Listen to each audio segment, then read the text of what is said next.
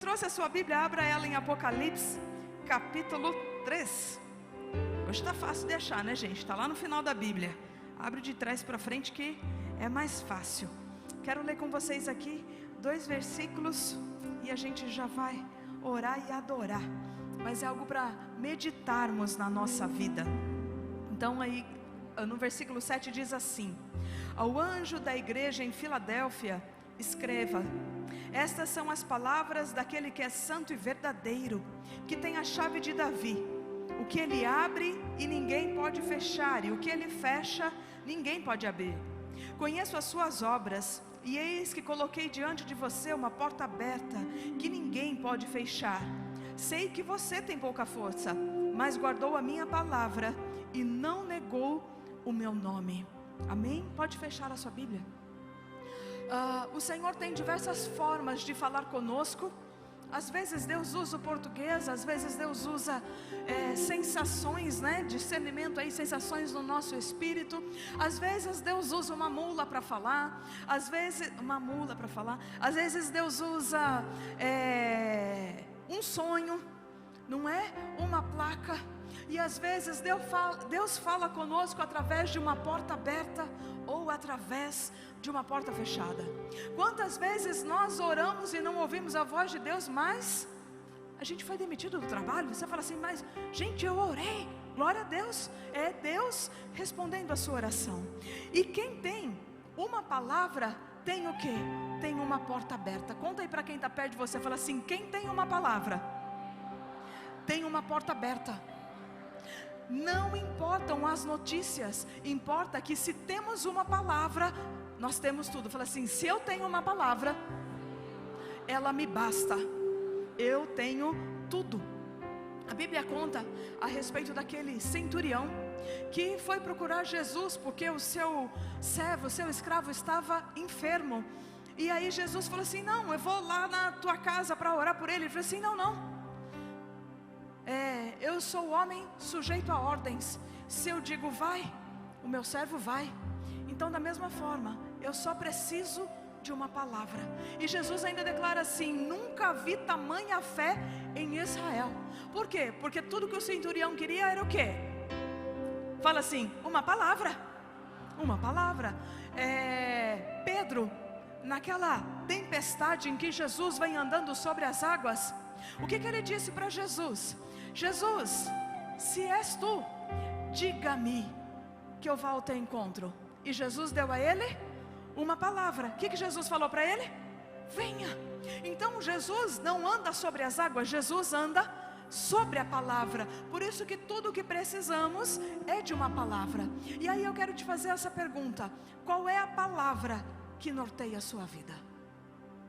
Porque a Bíblia fala que lâmpada para os nossos pés é a palavra do Senhor.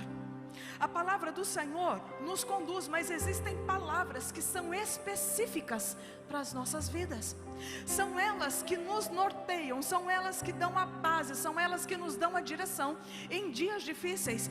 Está noticiando tal coisa, o médico declarou tal outra coisa. Mas espera aí, eu tenho uma promessa de Deus e essa promessa é tal. Então eu não serei abalado, porque a Bíblia declara que os justos não serão abalados. Mas para isso eu tenho que ter, o que eu tenho que ter, gente? Uma palavra. Qual é a palavra que norteia a minha vida? Em situações, às vezes podemos não saber qual é a atitude correta a tomar, mas se temos uma palavra, sabemos a atitude que não podemos tomar. Como Jonas. Jonas tinha uma palavra, que era a qual? Vai a Nínive e prega lá. E Jonas fez assim: não quero essa palavra. O que aconteceu com ele? Desceu para o barco, desceu na barriga do peixe, para se arrepender, para ser humilhado, para ser quebrado, para ser cuspido na praia e ter que tomar o caminho de Nínive e ir lá cumprir a palavra do Senhor. Se nós temos a palavra do Senhor, nós devemos andar o quê? Em obediência, porque andar contra a direção que temos é andar em rebeldia. E o que vai acontecer todas as vezes? A gente só vai perecer. Conta aí para quem está perto de você. Fala assim: se você tem uma palavra, e você caminhar em direção oposta a ela, vou te dar uma notícia: você só vai perecer. Então, por vezes, podemos até não saber que direção tomar, mas saberemos exatamente qual direção não tomar. Se você não tem uma palavra que norteia a sua vida, eu tenho uma palavra: levanta-te e resplandece, eis que as trevas cobriram a terra, mas sobre ti a luz do Senhor virá surgindo. Todas as vezes que situações surgem na minha vida para me derrubar, para me aborrecer, para me entristecer, eu me recordo: peraí, eu tenho que me levantar, porque eu sou luz sobre essa terra. O Senhor não me fez para ficar prostrada, então eu rejeito todos os meus sentimentos, eu rejeito todas as notícias, eu rejeito tudo aquilo que o inimigo tenta fazer para me paralisar, e eu me posiciono na palavra. Por quê? Porque o cumprimento dela na minha vida vale muito mais do que qualquer interferência externa do inimigo para me fazer paralisar. Então você vai declarar de novo para quem está perto de você, fala assim: você precisa de uma palavra para não cair na cilada do inimigo. Fala assim: cuidado com distração, cuidado com aquele que vem para roubar a vontade de Deus da sua vida. Qual é a tua palavra? Qual é aquela, que palavra é essa? Profetiza, como é que eu sei? Aquela que sacudiu tudo dentro de você, quando você leu ou quando você ouviu. É essa palavra que norteia a sua vida. É ela que quando você escuta de novo, o teu coração estremece. Você fala assim: teve um determinado dia aí que Deus falou comigo e é tal palavra. Às vezes é um louvor, é uma frase, é algo que mexe com você. Se você não tem essa palavra, eu te convido a orar nesta manhã. Senhor, eu quero uma palavra que norteie a minha vida, que direcione os meus dias. Amém? Se você tem essa palavra, agora nós vamos orar. E eu quero que você reflita se você está caminhando em direção do cumprimento dela, ou se você está caminhando para longe dela, porque é por essa palavra que todos nós seremos julgados. Amém? Coloque a mão sobre o seu coração.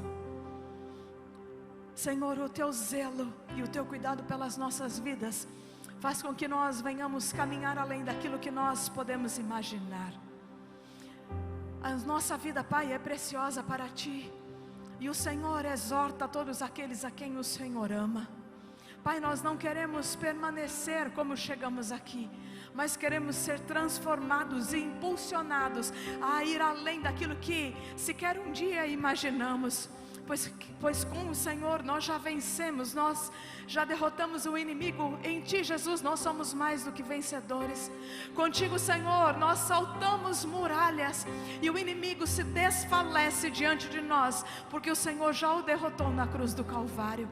Senhor, queremos ter uma palavra que norteia a nossa vida. Senhor, se o Senhor já nos ministrou acerca disso e nos esquecemos, Te peço, traz a nossa memória agora, para que possamos andar alinhados e ajustados, Pai, à Sua vontade. Não queremos ser como Jonas, rebeldes, ó Senhor, fugindo do Teu propósito e perecer, Pai, sobre essa terra. Mas queremos naquele grande dia oferecer ao Senhor em nossas mãos a vitória, aquilo que o Senhor determinou para as nossas vidas e nós cumprimos. Não queremos, Pai, fugir da Tua vontade para nós. Sabemos que ela é boa, que ela é perfeita e que ela é agradável, e ainda que a gente não compreenda os Teus caminhos, nós queremos, Pai, fazer cumprir ela, a Tua vontade nas nossas vidas. Pai, mas se não temos uma palavra, Te peço, Senhor, fale conosco agora, fale com cada um destes, Pai, revela-te a eles. Espírito Santo, ministra o coração, de forma que cada uma dessas pessoas ouçam a Sua voz e saibam que é o Senhor que está falando com elas. Pai, que não restem dúvidas da Tua vontade acerca de cada um de nós.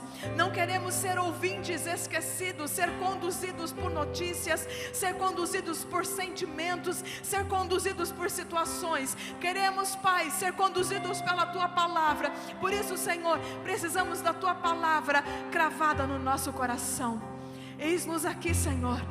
Queremos confessar que amamos a Ti e queremos viver junto de Ti, Senhor, sem barreiras, sem nada que nos impeça, Pai, de nos achegar ao Senhor.